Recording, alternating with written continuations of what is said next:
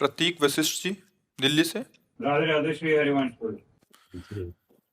जय श्री राधे महाराज जी, आपके चरणों में कोटि कोटि प्रणाम।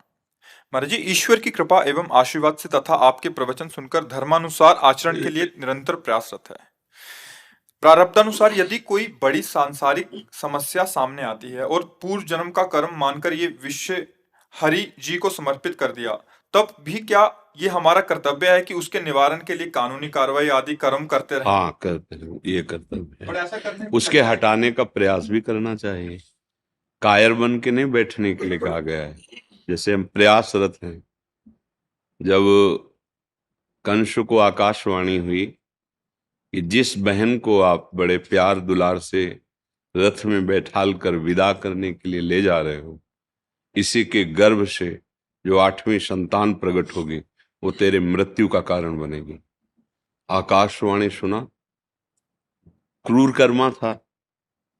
जब देवकी नहीं रहेगी तो संतान कैसे होगी?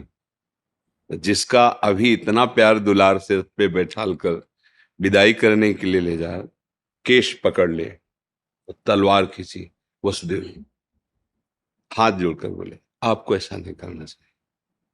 आपकी प्यारी बहन है, अभी तो देखो मेहंदी लगाए हुए सुहाग के चिन्हों से युक्त है।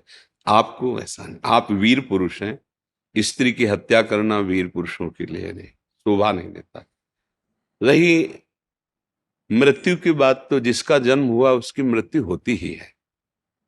आपको अगर ये डर लगता है कि इनके पुत्र से होगी, तो मैं वचन देता हूं जो पुत्र होगा वो आपके।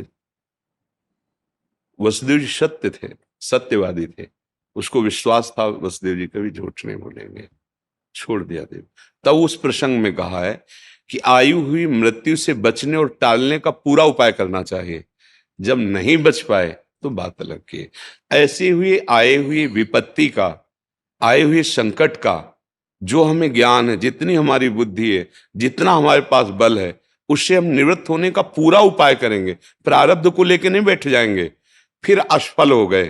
अब विचार से हम उसका समन करेंगे कि प्रयास पूरा किया पर विधान ऐसा ही था, मुझे हारना था, मुझे दुख भोगना था, या अमुक घटना होनी थी, मैंने तो पूरा प्रयास किया। प्रयास के लिए कहीं निषेध नहीं किया गया। पुरुषार्थ करने पर भी यदि हमारी पराजय हो रही है तो फिर दैव बलवान हो गया। दैव माने पूर्व प्रारब्ध बलवान हो गया। अब ऐसा नहीं कि कोई हमारे साथ अभद्र व्यवहार कर रहा है तो हम चुपचाप सहन कर रहे हैं। नहीं, हम उसको कानून, एक विधान बनाया गया है, हम उसकी रिपोर्ट करेंगे। इसके बाद वो दंडित नहीं किया जा रहा, छोड़ दिया जा रहा है, तो हम सहन करेंगे कि शायद हमारा प्रारब्ध ही ऐसा है, वो पर हम उसका विधान करेंगे। अब कोई हमारे मारने के लिए आया तो गर्दन थोड़ी ऐसे झुका देंगे। हम गृहस्थी में हैं, व्यवहार में हैं, हम लड़ेंगे। जब नहीं जीत पाएंगे, गर्दन उतार देगा तो बात अलग की है। सिद्धांत को समझना होगा, नहीं तो मतलब फिर चूक हो जाए, कायरता आ जाएगी। फिर कायरता नहीं आनी है। परिणाम पर हमें ध्यान देना है। परिणाम में, सुख दुख में, लाभ हानि में, जय पराजय में समान रहना है। लेकिन कर्तव्य में हमें उदासीन नहीं हो जाना।